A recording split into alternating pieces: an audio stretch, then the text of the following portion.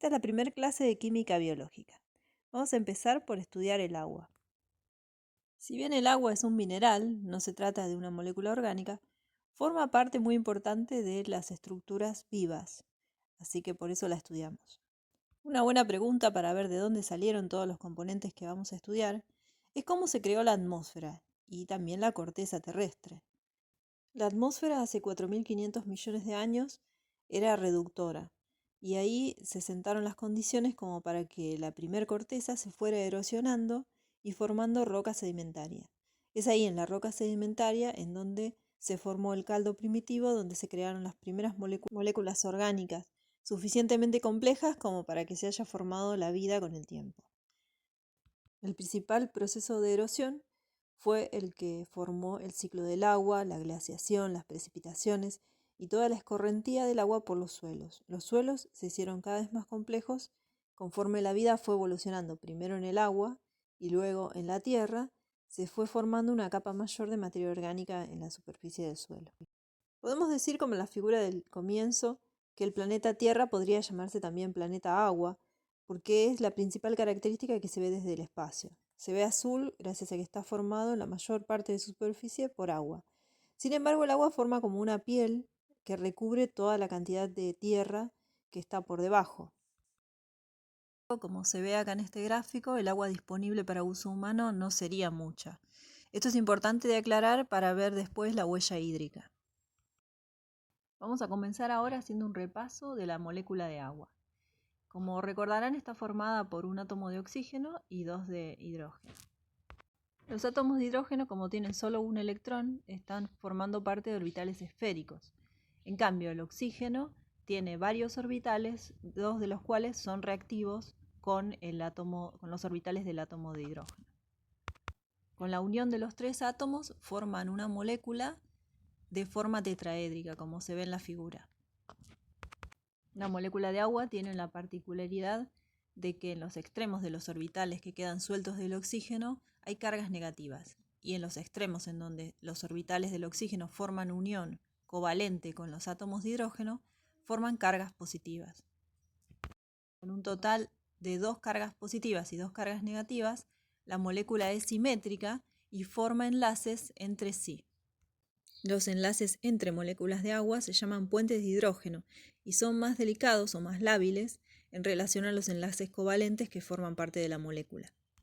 Es justamente estos enlaces puente de hidrógeno lo que le dan a la molécula de agua sus propiedades características. Estas propiedades son bastante especiales, por lo que se considera el agua como un líquido anómalo.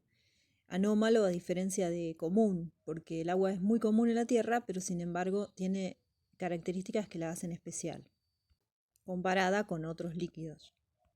En este gráfico observamos los puntos de fusión y ebullición del agua y presenta distintas características a medida que cambia la temperatura y la presión atmosférica. Nosotros siempre observamos los cambios de estado a presión 1 atmósfera. Una de las propiedades del agua importante es la resistencia a los cambios de la temperatura. Tiene un alto calor específico que hace que por un rango amplio de temperatura se mantenga en estado líquido, gracias a los puentes de hidrógeno que presenta. También es importante desde el punto de vista de lagos y océanos, ya que se mantienen en estado líquido y las cercanías de las costas mantienen una temperatura más constante que en otros lugares como por ejemplo un desierto. Esto lo observamos experimentalmente cuando calentamos agua. Necesitamos entregarle mucho calor para que pueda cambiar de estado al estado gaseoso. Lo mismo ocurre del pasaje de estado sólido al estado líquido. También observamos que tiene un congelamiento anómalo. Si nosotros comparamos con otros líquidos, el estado sólido es más denso que el estado líquido, entonces iría abajo en un fluido. Sin embargo, en el agua pasa lo contrario, como podemos ver cuando congelamos hielo y lo tenemos en un vaso, el hielo flota. Si comparamos ahora lo que pasa en un lago, vemos que si la temperatura empieza a disminuir por debajo de cero en la superficie, en la atmósfera, se forma una capa de hielo que protege de la disminución de temperatura a las capas más profundas del lago, permitiendo que siga líquida y pueda seguir existiendo la vida en el lago. Esta característica que presenta el agua, que es cuando pasa del estado líquido al estado sólido, aumenta el volumen, hace que si se infiltran en la roca, en grietas por ejemplo, puede al pasar de estado sólido romperlas y contribuir a la erosión de los suelos. Pero lo mismo ocurriría si tenemos en cuenta que puede pasar esto dentro de las células. Los cristales que se forman dentro de las células rompen las membranas y así por eso mata los tejidos, como observamos cuando metemos una fruta en el congelador. Por lo tanto, una temperatura menor a 0 grados no sería compatible con la vida. Sin embargo, algunos animales se han adaptado a la congelación teniendo anticongelantes en sangre o en los fluidos corporales. Otra propiedad particular del agua es la reacción. Como bien sabemos que no tenemos que dejar metales en contacto con agua porque producirían su oxidación. También tenemos el pH, que es la concentración de un fluido de iones hidrógeno que vienen de la disociación de uno de los átomos de hidrógeno del agua. También el agua tiene la capacidad de presentar minerales y eso es la dureza y está relacionada con el pH también. Acá tenemos una serie de propiedades que son la cohesión, la viscosidad y la tensión superficial relacionadas con los puentes de hidrógeno que presentan cada molécula. La cohesión es la capacidad que tienen esas moléculas de formar unas uniones muy fuertes y dejar una superficie en contacto con otro, por ejemplo, la atmósfera.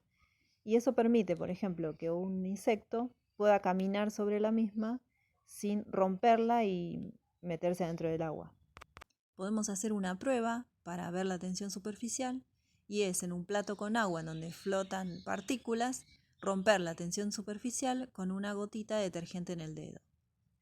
También podemos observar con un gotero cómo la superficie del agua se curva gracias a la tensión superficial que presentan las moléculas con sus puentes de hidrógeno. Otra de las propiedades del agua es la acción capilar e imbibición, que hace que el agua pueda subir por capilares muy finos y embeberse. Esto es gracias otra vez a los puentes de hidrógeno intermoleculares. Y si colocáramos colorante en el agua, podemos ver cómo va subiendo por encima del nivel del agua de estos vasos y hasta pueden colocarse vasos entre medios en donde vemos donde se mezclarán los distintos pigmentos. También podemos observar la acción capilar, cómo va subiendo por los distintos tejidos vegetales agua con colorante. Si consideramos que hay árboles que pueden llegar a medir hasta 100 metros, nos preguntamos cómo es que sube el agua hasta la más alta de sus hojas. Una explicación a esto nos la da el modelo tenso coheso transpiratorio, que es que gracias a la capilaridad e imbibición que presenta el agua, puede subir por los vasos cilemáticos hasta alcanzar las hojas más altas y de ahí la transpiración hace que se forme un movimiento continuo desde las raíces hasta el tallo más alto. Acá observamos cómo son los vasos cilemáticos por donde sube el agua. Va desde traqueidas hasta tráqueas, que son más parecidas a vasos, pero siempre son como cañitos en donde el agua va subiendo por capilaridad. Acá vemos otra propiedad del agua que está relacionada con la anteriormente mencionada dureza, que es la capacidad que tiene de presentar en solución distintos átomos, moléculas o iones. Cómo se encuentran esas moléculas disueltas en el agua depende de su carga. Por ejemplo, en el caso del sodio, se encuentran las moléculas de agua que lo rodean orientadas del lado de los orbitales de oxígeno, o sea, de la carga negativa. Lo contrario ocurre si se encuentran moléculas con cargas negativas. Si una determinada molécula no presenta carga, esto es, que es apolar, no es miscible con el agua y forma una superficie separada de la misma, como ocurre con el aceite. Y estas diferentes propiedades de compuestos hidrófilos o hidrófobos son importantísimas para las membranas celulares y para la formación de micelas. Y por último concluimos con este concepto que me parece muy importante para transmitir en el aula. La huella hídrica es un indicador que nos muestra el volumen de agua necesaria para producir industrialmente, por ejemplo, un determinado bien o servicio. O también está el concepto de agua virtual, que es el agua que, si bien no la contiene un producto en sí, es el agua que fue utilizada para la elaboración del mismo. Por ejemplo, acá para elaborar una hamburguesa se han necesitado 2.400 litros. Bueno, espero que les haya sido útil esta modalidad de clase. Cualquier cosa me comentan o lo charlamos en el chat.